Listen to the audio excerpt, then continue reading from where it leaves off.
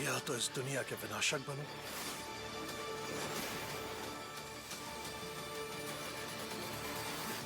या इसके रक्षक बनो।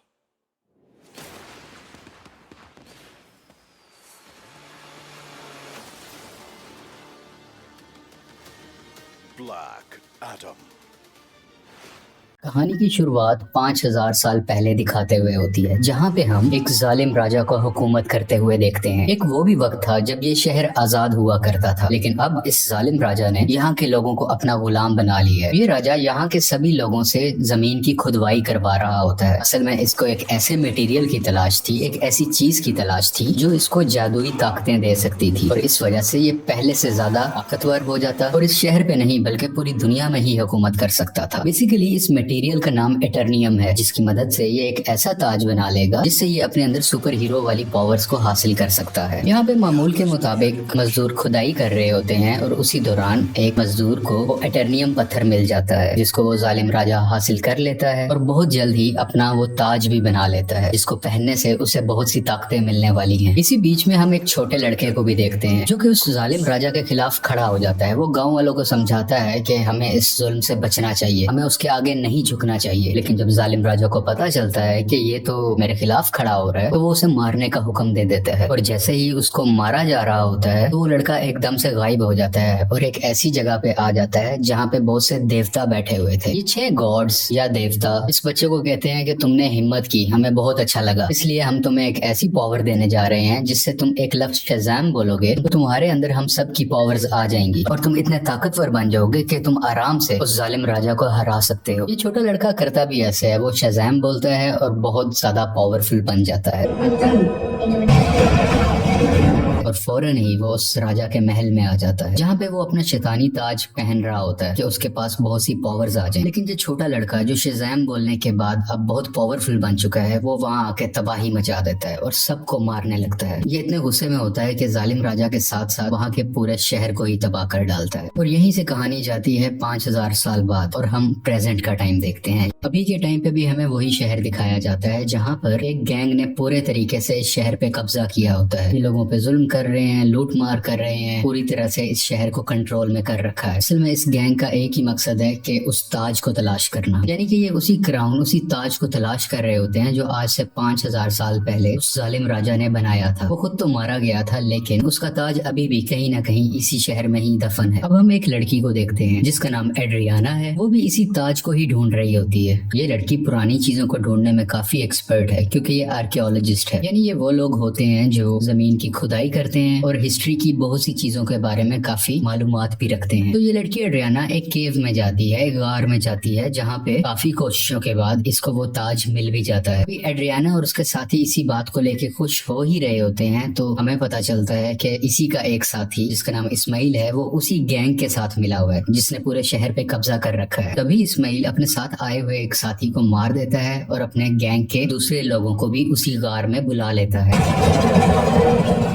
अब लोग इसकी तरफ गन पॉइंट करते हैं और उसे कहते हैं कि एड्रियाना हमें तुम वो ताज दे दो। तभी ये लड़की नीचे देखती है और वहाँ पे कुछ वर्ड्स लिखे होते हैं। जब ये उसे पढ़ती है तो इसके मुंह से निकल जाता है शज़ाम। ये लफ्ज बोलते ही वहाँ पे ब्लैक एडम आ जाता है और वहाँ पे आए हुए सब गुंडों को मारने लगता है। इतना मारता है कि वहाँ पे कोई भी नहीं बच पाता। जबकि रही बात इस्माइल की, जो गुंडों के साथ मिला हुआ था, वो वहाँ पे मरने का नाटक करता है, इसलिए उसकी जान यहाँ पे बच जाती है। क्योंकि एड्रियाना ने ब्लैक एडम को जिंदा किया होता है, दोबारा से जगाया होता है, वो उसको कुछ भी नहीं कहता। अभी ब्लैक एडम वहीं पर होता है कि गैंग के कुछ और लोग आ जाते हैं और उस पर एक स्पेशल वेपन से अटैक करते हैं। ये वेपन उसी एटर्नियम मटेरियल से बना होता है जिसकी मदद से वो ताज भी बना था। और जैसे ही ये मिसाइल ब्लैक एडम को लगता है तो उसे वाकई दर्द महसूस होती है। ब्लैक एडम उस मारने वाले गुंडे की तो जान ले लेता है, लेकिन उस रॉकेट या उस छोटे से मिसाइल के लगने की वजह से खुद भी बेहोश हो जाता है। तो हमें यहाँ पे ये पता चलता है कि एटर्नियम ऐसा मटेरियल है जो ब्लैक एडम की कमजोरी है और इसी मटेरियल से ब्लैक एडम को मारा भी जा सकता है। तो ये देखते हुए एड्रियाना काफी परेशान हो जाती है और वो ब्लैक एडम को अपने घर ले जाती है। जैसे ही ब्लैक एडम को होश आता है तो वो यहाँ पे एड्रियाना के बेटे से मिलता है। ये बच्चा ब्लैक एडम को कहता है कि आप 5000 साल से उस गार के अंदर बंद थे, अब क्योंकि हमारा शहर गुलामी बसर कर रहा है, वो गैंग हमें जीने नहीं दे रहा, तो आप हमारे लिए एक मसीहा बन के आए हो, आप ही हमारे शहर को उस गैंग से बचाओगे।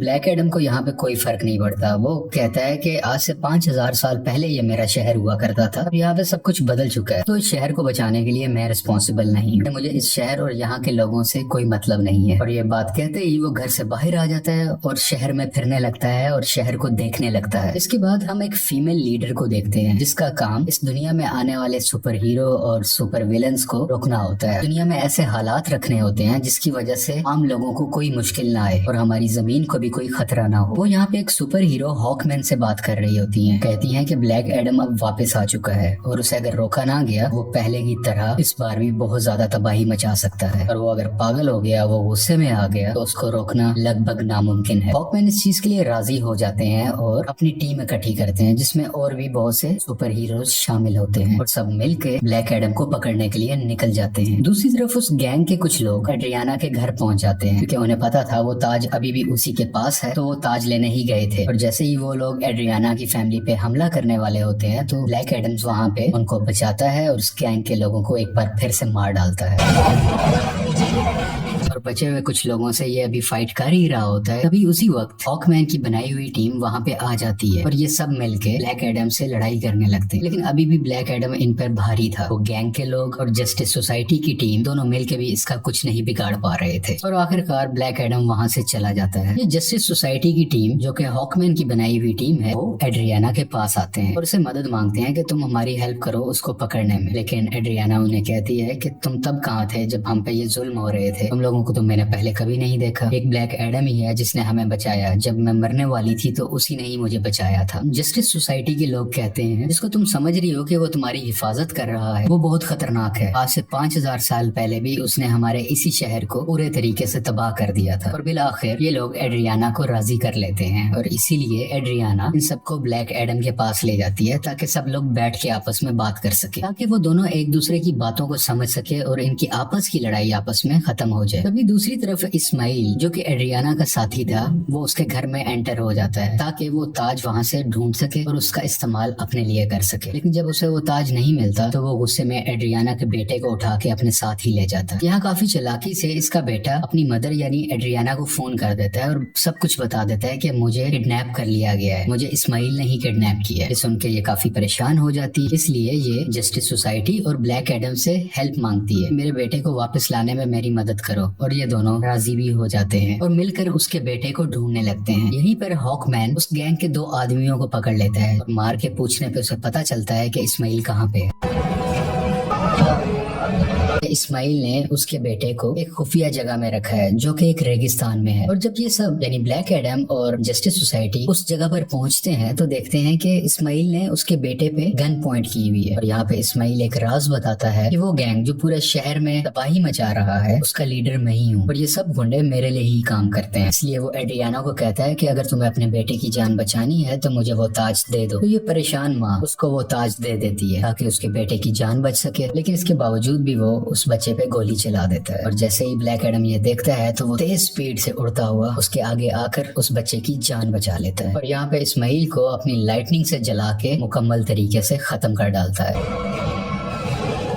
यहाँ पे ब्लैक एडम भी हॉकमैन से मिलता है और उसको एक बहुत बड़ा राज बताता है कि आज से 5000 साल पहले वो लड़का जिसने उस जालिम राजा के खिलाफ आवाज उठाई थी वो मैं नहीं था बल्कि वो मेरा बेटा था। और जब जालिम राजा मेरे बेटे को मार रहा था तो वो उसी वक्त वहीं से गायब हो गया था। इस चीज को देखते हुए जालिम राजा को बहुत गुस्सा आया क्योंकि अब वो मेरे बेटे को तो ढूंढ नहीं पा रहा था, तो उसने मुझे मेरे घर वालों को पकड़ लिया और हमें बहुत मारा पीटा। हमें इतने बुरे तरीके से मारा गया कि शायद कोई जानवरों पे भी ऐसा सलूक नहीं करता। देखते ही देखते मेरी वाइफ वहीं पर मारी गई और मैं भी तकरीबन मरने ही वाला था। तभी मेरा बेटा मेरे पास वापस आ गया जिसके पास बहुत सी शक्तियां थी, बहुत सी पावर्स थी और उसने अपनी सारी पावर्स मुझे दे दी, यानी कि अब सारी पावर्स मेरे अंदर आ चुकी थी। अभी हम दोनों बात कर ही रहे थे तभी जालिम राजा के लोगों ने एक बार फिर से हम पे हमला कर दिया। वहाँ पे मैं तो बच गया क्योंकि मेरे पास बहुत सी पावर्स थी, लेकिन मेरा बेटा मेरी आंखों के सामने ही मारा गया। अपने बेटे को मरता हुआ देख के मैं आग बबूला हो गया, यानी मुझे बहुत गुस्सा आ गया और मैंने जालिम राजा और उसके लोगों को तो मार दिया लेकिन वो पावर्स, वो शक्तियां मेरे काबू में नहीं रही, मैं उन्हें कंट्रोल ही नहीं कर सका। और देखते ही देखते ये पूरा शहर मेरे ना चाहते हुए तबाह हो गया।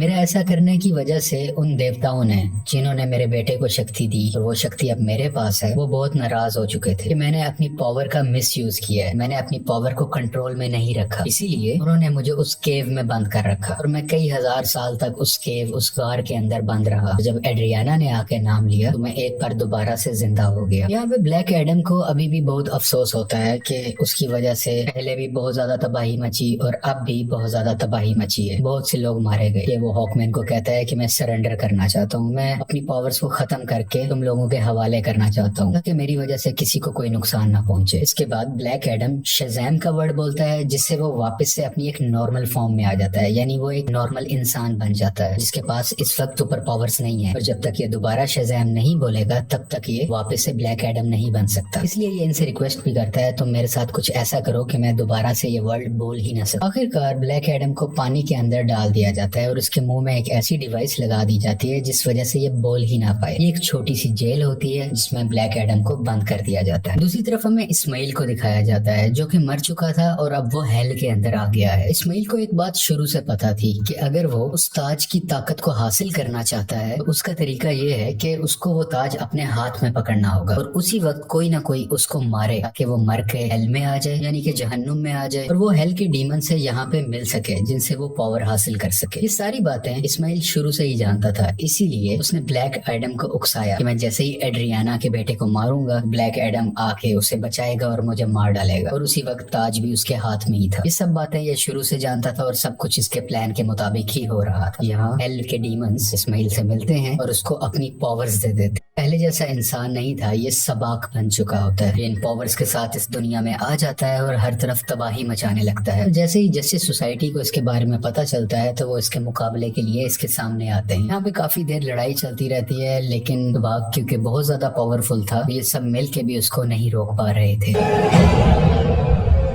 इसी जस्टिस सोसाइटी के एक और टीम मेंबर जिनका नाम डॉक्टर फेट है, वो अपनी मल्टीपल फॉर्म्स में आते हैं, मुख्तलिफ पावर्स का इस्तेमाल करते हुए सबाक को मारने की कोशिश करते हैं लेकिन फिर भी कामयाब नहीं होते और बहुत जल्द ये सब समझ जाते हैं कि सबाक को ब्लैक एडम के अलावा और कोई नहीं हरा सकता। इसलिए वो यहाँ पे टेलीपैथी के जरिए ब्लैक एडम से बात करने लगते हैं, को बताते हैं कि हमें तुम्हारी हेल्प की जरूरत है और ये लोग यहीं से उसकी काफी हेल्प भी करते हैं ताकि वो खुद को आजाद करवा सके। वहाँ से निकलते ही वहाँ के कुछ सोल्जर्स को मारता है, पानी से बाहर आता है और बाहर आते ही सीधा शज़ैम बोलता है जिसकी वजह से उसको ब्लैक एडम्स की पावर मिल जाती है और बगैर वक्त जाया किए सबाक के पास जाने लगता है। दूसरी तरफ जस्टिस सोसाइटी के लोग अभी भी सबाक से लड़ रहे होते हैं और इसी दौरान उनका एक साथी डॉक्टर फेट वहीं पर अपनी जान से हाथ धो बैठते हैं, यानी कि मारे जाते हैं। हॉकमैन भी काफी ज्यादा सबाक से लड़ रहे होते हैं लेकिन इनकी कोशिशें कुछ ज्यादा कामयाब नहीं होती। लेकिन अच्छा तो तब होता है कि उसी वक्त वहाँ पे ब्लैक एडम भी आ जाता है और अब ब्लैक एडम और सबाक की काफी लड़ाई होती है। ये फाइट काफी टक्कर की थी लेकिन वक्त के साथ ऐसा लग रहा था कि सिर्फ ब्लैक एडम ही है जो सबाक को हरा सकता है और कुछ ही देर के बाद ब्लैक एडम सबाक के सर को पकड़ के उसके दो हिस्से कर डालता है और उसको मुकम्मल तरीके से फाड़ कर आखिरकार सबाक की जान ले लेता है। इसी वजह से सबाक की मौत हो जाती है और सब कुछ सुकून में आ जाता है, सब कुछ ठीक होने लगता है। शहर के लोग ब्लैक एडम को अपना मसीहा मानने लगते हैं। वो सब इस बात को मान लेते हैं कि ब्लैक एडम ने हमें और हमारे शहर को बचाया है। इसके बाद हम उसी लेडी को देखते हैं जिसने जस्टिस सोसाइटी की टीम को बनाया होता है ताकि वो ब्लैक एडम को रोक सके। वो यहाँ पे ब्लैक एडम को कहती है कि ठीक है, तुम्हें जो करना है वो करो लेकिन तुम अपने इस शहर से ना निकलना। तुम इस शहर के लोगों के मसीहा बनो, उनका ख्याल रखो, गार्डियन बनो, मुझे उसे परवाह नहीं है, लेकिन अपने इस शहर से तुमने नहीं निकलना क्योंकि अगर तुम इस शहर से बाहर आए तो तुम्हारे लिए अच्छा नहीं होगा। यहाँ पे ब्लैक एडम बैठा उसको देखता है और कहता है कि मुझ पे कोई हुक्म नहीं चला सकता और उसका जब भी कुछ भी करने को दिल करेगा वो अपनी ही मर्जी करेगा। लेकिन तभी वो लेडी बोलती है, हाँ शायद तुम ठीक कह रहे हो, तुम्हें इस दुनिया में रहने वाला तो शायद कोई नहीं रोक सकता लेकिन मैं किसी ऐसे को जानती हूँ जो हमारी दुनिया से नहीं है। और ब्लैक एडम को गुस्सा आता है और वो स्क्रीन को ही तोड़ देता है जिससे वो लेडी बात कर रही थी। स्क्रीन के टूटने से हर तरफ धुआं ही धुआं होने लगता है और तभी उस धुएं से बाहर आता है सुपरमैन और वो ब्लैक एडम को कहता है कि हमें शायद बैठ के बात करनी चाहिए। और यहाँ पे सुपरमैन के ये कहते ही इस मूवी की कहानी यहीं पे खत्म हो जाती है।